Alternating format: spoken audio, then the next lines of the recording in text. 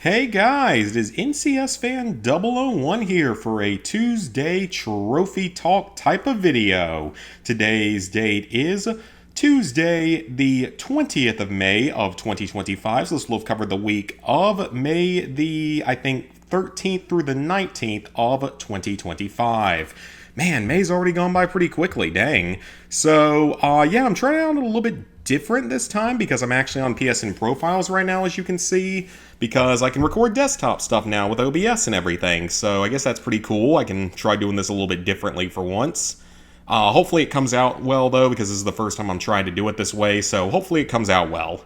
But it's also going to be a lot easier than, like, hooking up the capture card and everything, because I'm recording this on, actually, kind of later on Tuesday, just because I haven't really had time to record anything last night, because I was working on games and stuff, and editing. So we're going to quickly head on over to my profile here, and this was a reasonably productive week overall. I'm definitely happy with the progress made. Actually, I'm very happy with the progress made overall. But anyways, the first two games I got through this week were the two versions, the PS4 and PS5 versions, of Stunt Paradise. So this game, even though it's technically one of those, quicker, easier games, I actually got this game for free. I got a free copy of it from the developer. It came from a real small developer by the name of Brine Media, so it's just a real small studio apparently in Ukraine.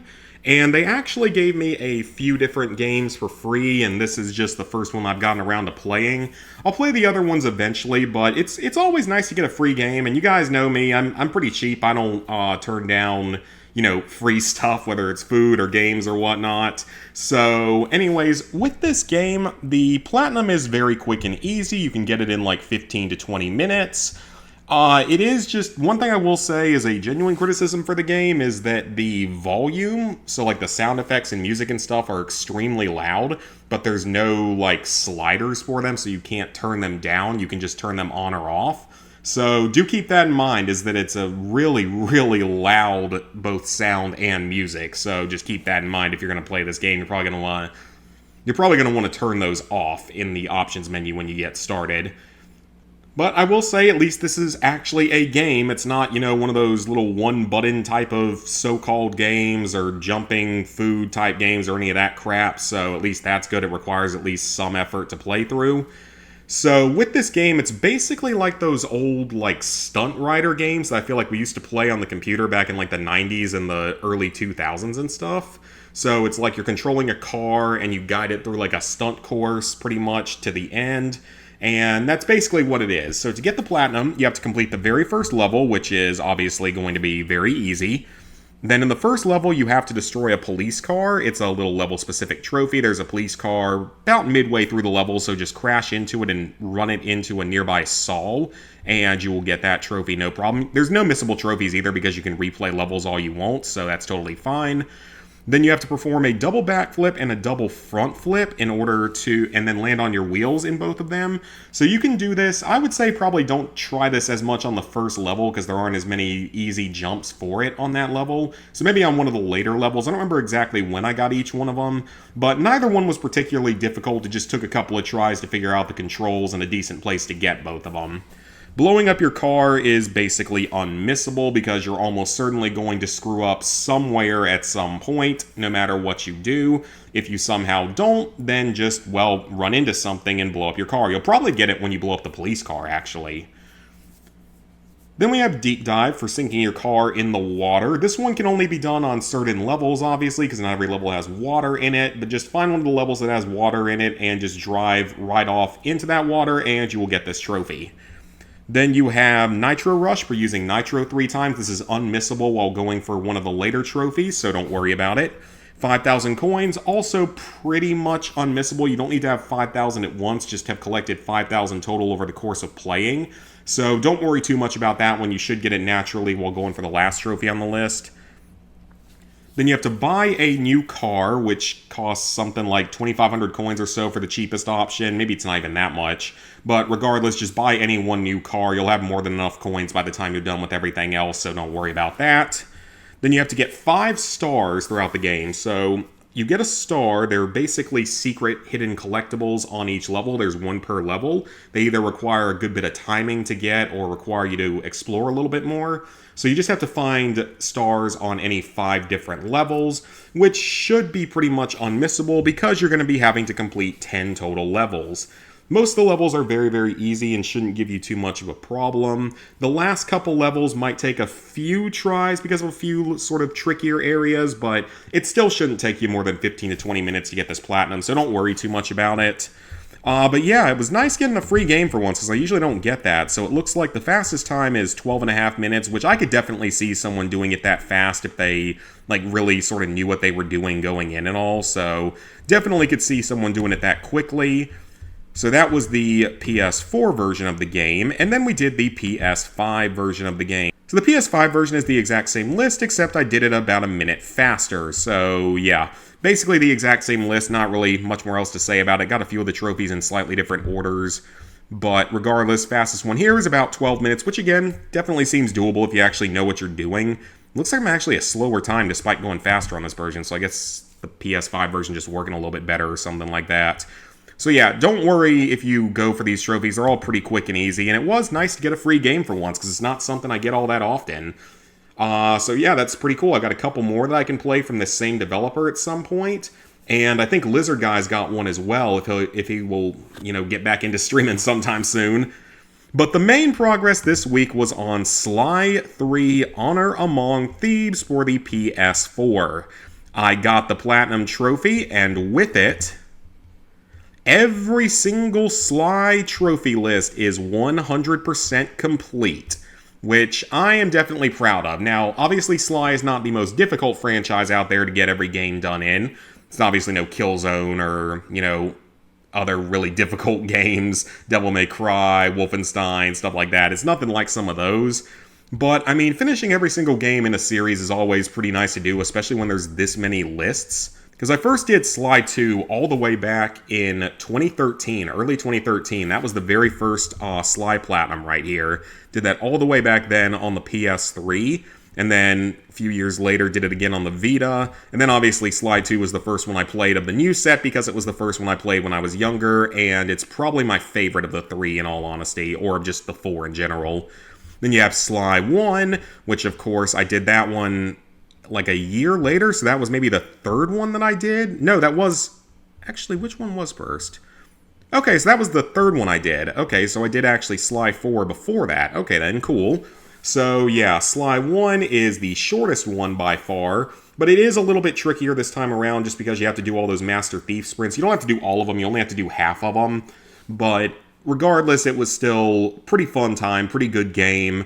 No real complaints there. You don't have to do the Master Thief stuff on the original version of the game on the PS3 and the Vita, but you don't have the rewind feature because that's what makes the new versions a lot easier, is just you can rewind if you screw up anywhere.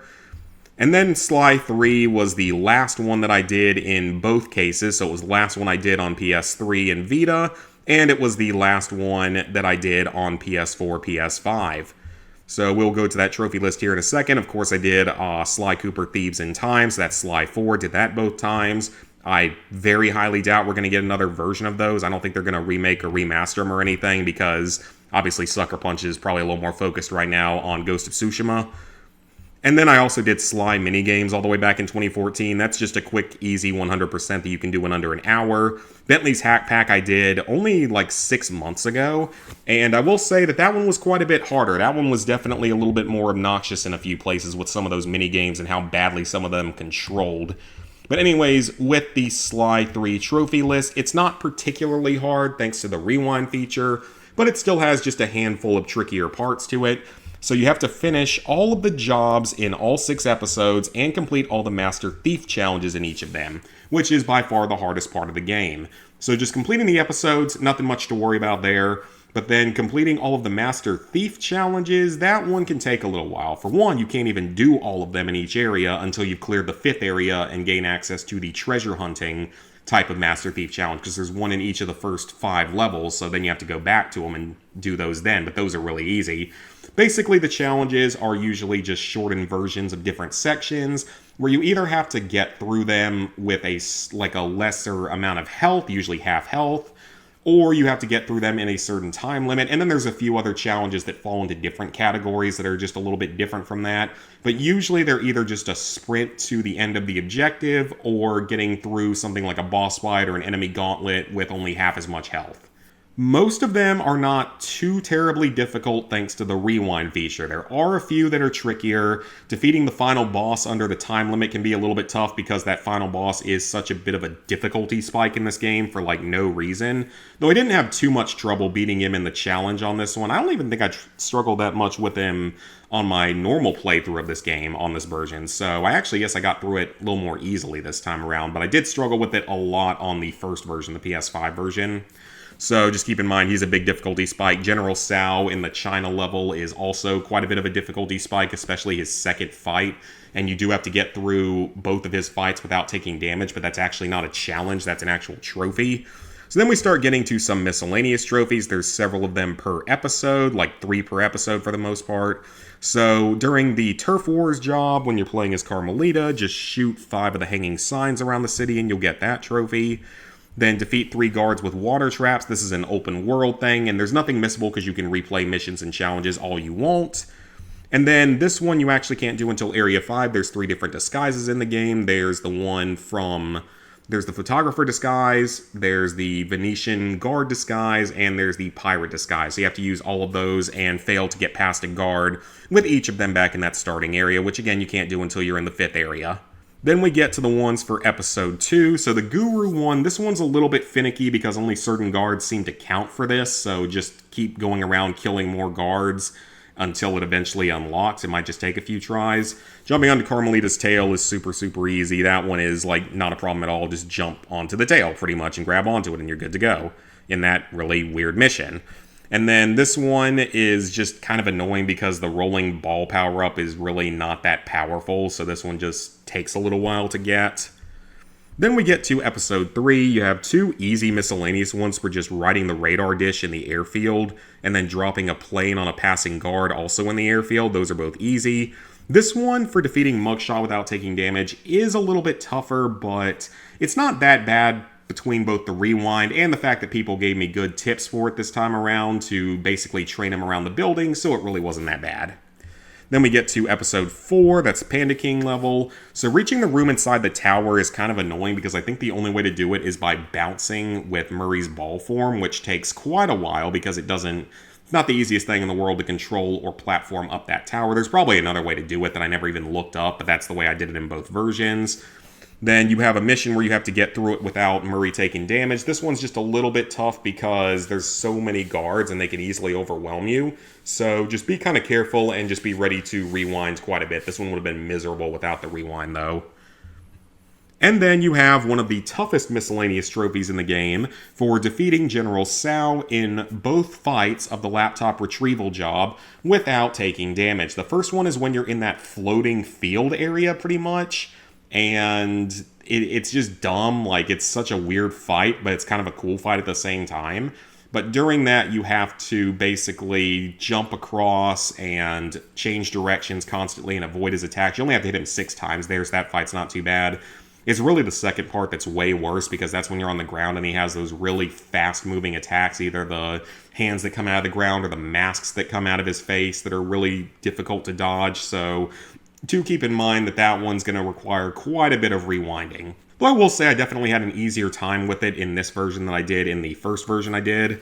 Then we get into episode 5, which is basically pretty easy trophies, but just kind of grindy at the end. Dimitri's trophy is very easy. I think there's actually more than 4 chests in that level. The Panda King and Sly one's pretty easy thanks to rewind. And reaching the rank of Dread Pirate requires you to shoot down about 80 to 90 of the enemy pirate ships, which you'll probably be doing anyway to farm enough coins for one of the later trophies. But if you don't quite get there while farming for coins, just go out and kill a few more ships and you should be good to go. And then we get to episode 6. The cobwebs are super easy. Just break all the ones you see during the Ancestors Gauntlet, which is the actual giant vault. Then this computer is in the same level. It's fairly easy to do. All you have to do is just scan it for a few seconds and you should be good to go. It's like the very last area that you go into in that cave. And then you have to get through the Ancestor's Gauntlet without taking damage, which is also relatively easy because you can just rewind, so it shouldn't cause too much of a problem. And even without rewind, it's not awful, it's just that it is a gauntlet, it's a very long level. Then you have your 3 character-specific trophies. So Murray, you have to defeat guards with 5 different power-ups. That was the last trophy I got once I got all the power-ups unlocked. Then you have to drop bombs into 5 enemies' pockets as Bentley, which is something I never even knew you could do until I played the PS5 version of this game, so that was an interesting development. Then as Sly, you have to pickpocket 5 pieces of loot without being detected, but unlike in Sly 2, they don't have to be in a row, just 5 in general, so very, very easy. Although I will say pickpocketing in this game just really isn't all that worthwhile for the most part, just because there's way easier ways to make money, and we'll talk about that here in a second. And then you have to pickpocket loot with each character, which requires you to have certain abilities, which takes a little bit longer through the game to get, but it's still very easy. It's not much to worry about. Then you have to obtain all power-ups. So this is probably the grindiest trophy in the game, just because getting all the power-ups requires well over 10,000 coins, like a lot more than 10,000 coins, I believe. So this one can take quite a while to get. A lot of farming is going to be required. The best way to do it is to go into the episode 5 area and just start shooting down pirate ships. That's by far the easiest way to make money in this game, the fastest way to make money. Replaying the Ancestor's Gauntlet would be a decent choice as well, just definitely would be slower. Even though that one does have a lot of coins in it, it would definitely just be slower, so definitely just stick with the pirate ships. But yeah, you just need so many coins, it's just quite a bit of a grind. I ended up grinding like an extra probably 2 hours of that episode just to get enough coins last night, so yeah, took a while, but it's all worth it. And then finally, view the gallery for all episodes. That is very straightforward. Just once you finish each episode, look at the gallery and you'll get that trophy. So yeah, with that, you can see all of my trophy stats here, which is pretty neato. So with all of that, we are at level 895 with 30,260 total trophies. We are 65% of the way through the level. 872 platinums, 5,823 golds, 8,141 silvers, 15,424 bronzes. So, plans for the upcoming week. To be honest, I don't actually know because this Sly journey was so time-consuming. I've been working on it for so long alongside a few of these other games that now I've got Sly done and college football done and Lego Star Wars done and Black Ops 6 done. I'm at a bit of an impasse here of deciding what to play. I know I've got quite a few of the, older games on PS Plus, whatever they're called, the free classic games, so like the old Indiana Jones game and the Up game that recently got trophies. Hopefully Thrillville Off the Record gets them at some point. I can't believe I just called it Off the Record, it's Off the Rails. I guess I had that Dead Rising game on my mind because that's the next video I'm going to be working on once I finish my Astro's Playroom video, which I have made like a solid 50 to 60% progress in, so I made a ton of progress on that over the weekend, so definitely getting closer to having that done, if not this week, next week for sure, so definitely be happy about that. Then we'll probably start working on the Dead Rising 2 Off the Record video. Either that or I might save it until, if they announce a Dead Rising 2 Off the Record remaster at some point, maybe wait until then, but we will see about that. But otherwise, plans for this week are just, I guess, playing whatever I end up feeling like playing. And I'm sorry I couldn't stream on Sunday, guys, because for some reason Spectrum was, really struggling in a lot of places around the country. So, unfortunately, I couldn't get the streaming to work. I think it's working now, though, so it should be fine on either Wednesday or Thursday, whenever the next stream is. So, yeah, we'll definitely be doing that, just playing probably random games for the most part. And like I was talking about in some of my recent streams, it seems to work for recording desktop, for recording games on desktop. Just the only thing is, I think I'm going to need to pick up a second monitor at some point just to make it easier to use. Just that way I can have OBS or YouTube up on, or I can have YouTube up on one screen so I can see comments and all that kind of stuff, and then have the game up on the other screen so I can actually do that for Fallout. But Fallout works on here, thankfully, so very excited that I will finally get the chance to play the original Fallout, because that's not something I've ever really gotten to do. I might play an hour into it and just sort of figure out how things basically work while I wait to get a monitor. So yeah, that'll be something for the future for sure. Also still working on transferring everything over from the old computer because OneDrive is very, very slow for uploading stuff. But it is working, so it's slowly getting transferred over. It'll all be there eventually. So yeah, I think that's going to be it for tonight. So thank you guys for watching. If you enjoyed, go ahead and leave a like, subscribe, ring the bell if you haven't done so already. Let me know down in the comments what you guys worked on this past week, any progress you've made that was important. And let me know if you've ever finished an entire series, such as the Sly series or any other one.